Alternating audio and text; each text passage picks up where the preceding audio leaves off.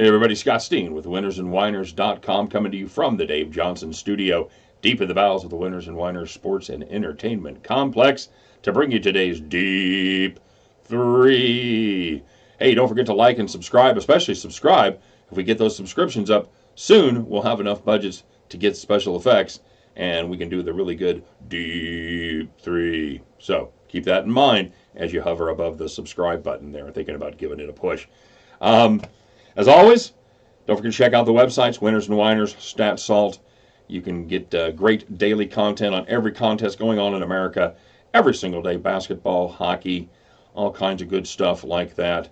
Not just sides and totals, but derivatives, halftime bets, and props as well. So make sure you get by there and check out, well, for my money, probably the best free sports content anywhere on the web. I might be slightly biased, but check it out yourself and then tell me I'm wrong. So there we go.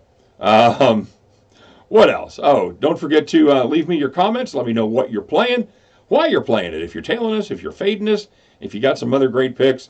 We are really starting to develop a very nice little capper community, and we've got people stopping by not just to check out the videos, but to check out all the people in the comment section, find out what they're playing as well. I love it.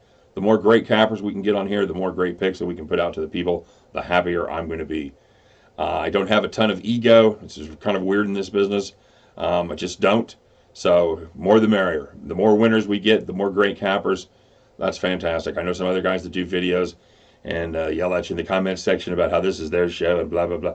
That ain't what I'm about. I'm about one thing, and that's taking more money from them than they take from us. Period. I don't care how we do it. I don't care if I do it. I don't care if Stu Aardvark does it, Hammered Hank, any one of the other guys that are out there throwing up great picks. Don't give a damn who does it. I just want us to do it. So, all right? So get those picks up there and, yeah, keep doing your thing. All right, guys. So, that was a fun Super Bowl, huh? Oh, man. Awful. Awful. I had the under 17, so I ended up being good on that one. No, we had I had the over. That seems like such a ridiculous pick now that the game has been played. We had the Patriots, and we had the over. We ended up splitting. We did all right on our props, including a surprising victory. I think we had a dozen props. I think we went 9-2-1. We missed the Sony Michel MVP, and we missed Zerline over 1.5 field goals because he missed the field goal right at the end of the game. And dude, I think that's the only one we missed. Why?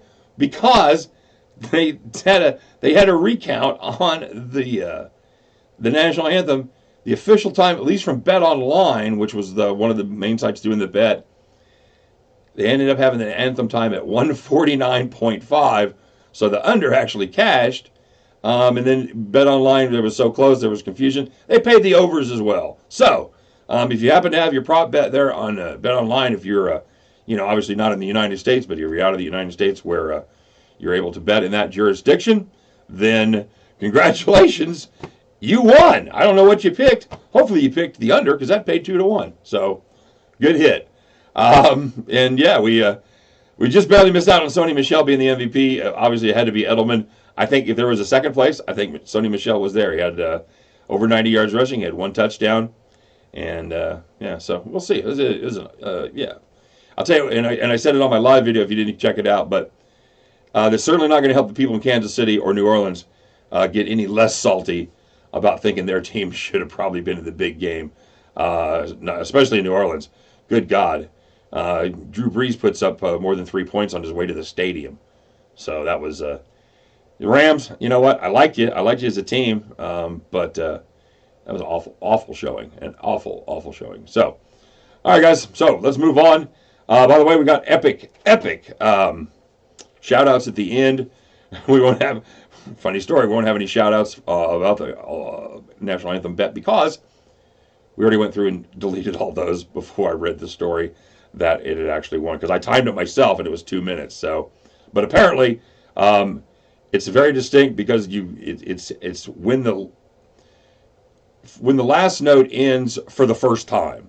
In other words, she said "home of the brave," yay, and then that second part apparently did not count. It was when the first brave ended. 149.5, everybody. That's all I know. So let's move on with 3 picks tonight. I'm going to go through these fast because we got long shout outs. try not to make this a 30-minute epic video. So, looking in the NBA as the Atlanta Braves. Thank you. Good night, everybody. As the Atlanta Hawks take on the Washington Wizards. I'm looking at the total in this game, 233.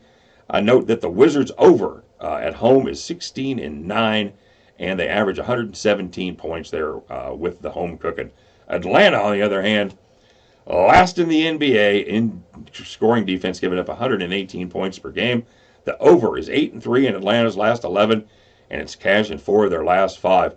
On this little 7-game road trip that Atlanta is on in the first 6 games, they've given up 119 points per game. Not that impressive considering it's just one above their season average. However, 3 of the teams that they gave up points to are in the bottom 10 as far as scoring offenses go. I think they score early and often in this one. Give me the Washington Wizards Atlanta Hawks over 233. All right, moving on to the world of college basketball. These next 2 picks, by the way, I capped, and then I did picks on our individual cappers sites, the cappers from Winners and Whiners, and they ended up taking these 2 as well. So there's a lot of belief at Winners and Whiners today in these 2 games. First one is Louisville +4 at Virginia Tech. Loving the Cardinals in this spot. Hey, you want a lock of the day? Here's my stone cold lock of the day. Louisville will score more points than Virginia Tech's last opponent did. All right? Holy mackerel. That was the Super Bowl 53 equivalent in college basketball there. The Virginia Tech Hokies beat the North Carolina State Wolfpack on the Wolfpack's home court. Wolfpack ranked 23rd in the nation. The Virginia Tech Hokies won that game 47-24. Holy crap. They just held, talk about a snooze fest. Holy mackerel. The first half, it was 20-14 Virginia Tech. And, in the locker room at halftime in North Carolina State, they're going, well, okay, we've got that shitty half out of the way. It can't possibly get any worse than that. And then they've got to put up 10. So, anyway, enough about that game. But bad news for the Hokies. Louisville in no way resembles North Carolina State. Cardinals have been playing really good. They had won 6 straight and covered 5 of 6 before falling to a white-hot North Carolina team there on Saturday.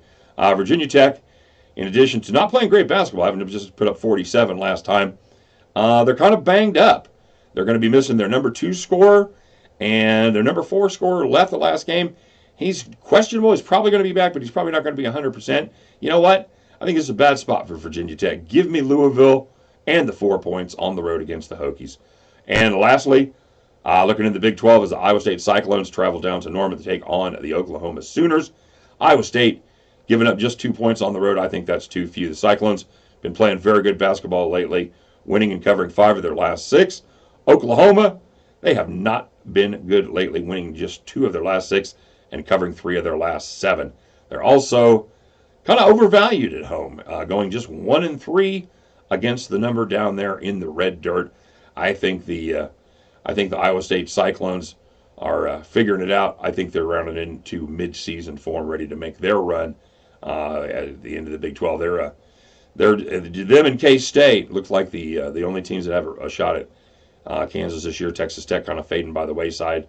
Baylor, I believe what I see about Iowa State, I think has a real shot, and I think the Cyclones get it in gear right here. Give me Iowa State -2 against Oklahoma. All right, guys. There's 3 picks to get the week started right. Let's go there and go 3-0. What do you think? I'm ready. Get yourself down on the Washington Wizards over, the Louisville Cardinals +4, and the Iowa State Cyclones -2. And at the end of the night, you guys can join me as we head back to the window. All right. There we go. And now it's time for shout-outs. Shout-outs. By the way, congratulations to all the winners last night. You guys, very, very good job. Thanks to everybody that entered. We had a ton of entries. And, yeah, we'll be doing it again. I hope you guys had fun. Hope everybody, hope a few of you had hit a little something there. That'd be cool. All right, so, here we go. We're going to do the shout-outs, combine them from Saturday night and Sunday night as well. So, Anthony R., He had the Duke under and Syracuse. Boom, boom. The astute Aardvark, he tailed us on Saturday. He had the Kings under. So that's a 50-50 day for him, just losing the juice squeeze there. He had White under 6 receptions. Edelman as the MVP. Oh, dude, nice hit. I don't know what that paid. I wish he would have put that down. I was thinking 15 in the 15 to 20 range, 15, 16, 18, something like that. Was it that high? I hope it was. Nice hit, brother. Borno had the Tennessee Volunteers over the other night. Oh, that came in big time. He had K-State. Nice job, buddy. Duke, DePaul, and he had Pats in the Pick'em. Nice job, Borno. That's a good weekend right there. Chris J had a money line parlay with the Bucks, Iowa State, and Tennessee. That's cha-ching, cha-ching, cha-ching. 3 for 3. The Desert Gambler, he had K-State, the Tennessee over, Seton Hall +5, Drake, Kentucky, Furman, and Minnesota +11.5. That sounds like a pretty fair weekend there, Mr. Desert Gambler. Hammer and Hank, he tailed us on Saturday. Went 2 and 3 as we mentioned. He also had Duke, Ohio State, KU, the Celtics -3, and the Super Bowl under. Let's take a teaser on that. Under 62. I have to check the score again, Hammer and Hank, but I'm pretty sure that under on the Super Bowl came in. Like I said, I don't remember the exact score. I'll see if it just slid under the wire there. Kyle Z, he tailed us. He also had North Carolina, good pick. South Florida, Washington, Syracuse, and the Baylor Bears, all good. Mikey B had K-State. He had LA. They had the Rams in that game under 56. He had OKC +7, Boston, and Toronto. Silver Fox Soldier, he hit South Florida, KU, Washington, Utah State, and the Tennessee over. Well done, my man. And Super Cisco, by the way, if you didn't catch it, he was the winner of our Letterkenny shirt. He identified that, and we got that in the mail to you, by the way, brother. So, yeah, enjoy that. He also hit Kent State, the Bucks. Leaned on K-State. I hope he actually made a play on that one. And hit a parlay as well. Nice job, Cisco. Thomas M. hit KSU. Hit the Patriots and the Rams under. Yeah, I think he just barely got that one in. Mark hit the North Carolina Louisville under. And the legendary King, he tailed us to a 2 and 3 record on Saturday. And I know I think he got down on some props too. I'm not sure. Maybe I didn't get the prop action recorded. So if I didn't, sorry, brother. Shane, I know Shane was very happy. I don't know what he hit for the game, but I know he was in the live drawing, and he said he was very happy with his Super Bowl. So in addition to that, though, he also hit Vermont, and he had the over in the LSU game. Terrence F. hit Tennessee and Kentucky, which in Catholic or Catholic, we still haven't decided which. Hit the Pats, and the Adam Levine wearing no hat, which I also tailed. Why? Because Catholic had inside information about Adam Levine and the rehearsals for this show, and reported no hat would be worn. So we got all over that. Of course, we had to put odds down. We had to lay odds. Duh. I think it was like 175 or minus 175, minus 180. But no hat. No hat. By the way, I hate Maroon 5. Just, it's like if ABBA and Satan had a baby, it would be Adam Levine. There's 2 bands I absolutely hate, and it's one of them is Coldplay, and the other one is Maroon 5. So we've had those two. Coldplay was the Super Bowl 2 years ago, right? Just awful. Give me the Who and Springsteen and Prince in the Rain. My God, is there anything better than that? All right, okay. Old man off his soapbox. I digress. Eric T. also had Adam with no hat. He tailed our props. Man, I hope you did. Props did well. He had no score in the first 4 minutes and 30 seconds. Yeah, that came in. I had the first half under. Yep, 3-zip. First half under 10.5. Yep. Rams over a half a field goal in the first half. No, that did not come in. Cody L. Cody L. Oh no, Cody was the one with the tip. Cody was the sister-in-law that had the tip. I apologize, Cody and Cataholic. Cody had the inside info. He had Adam Levine also with no hat. The Rams to get the first penalty, that came in. The Rams to get the most penalties, that came in. And the Patriots straight up. Yep. Check, check, and check. And no freaking hat, check again. Steve R. had no score in the first 6 minutes and 30 seconds. Oh, yeah. He had the second half, had the high score. Oh, yeah, blew it away. They scored 13 points in the second half versus just 3 in the first half. Hildebrandt, 21. This is the coolest story, guys. This cat wrote me and said he's been betting for 6 years now. Started off around 50-50 and never been above 55%. Started checking out Winners and Winers, started checking out StatSalt. He got to 58.3 in the NFL this year, and he's currently running at 57.8 in college basketball thanks to the writers and the cappers over at StatSalt, Winners and Winers, and our videos as well. So, dude, that makes me so happy. I'm glad you're doing well.